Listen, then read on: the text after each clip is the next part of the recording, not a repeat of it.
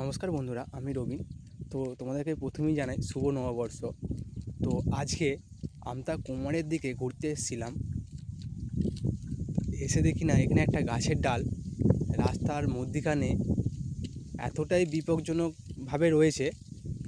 তো আমরা আর দেখে থাকতে পারলাম না।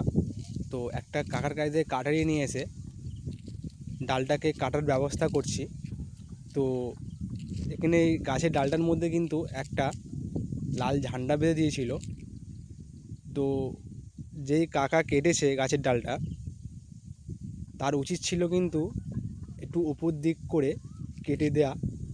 তো বাট সে করেনি, তার মানসিকতা আলাদা। তো আমরা কি করলাম, গাছের ডালটা কাটার ব্যবস্থা করছি। ডালটা এমনই পজিশানে ছিল যে কোনো বাইক নিয়ে গেলে তার মাথায় লাগতো, কখন বলতে কখন দুর্ঘটনা ঘটতো। তো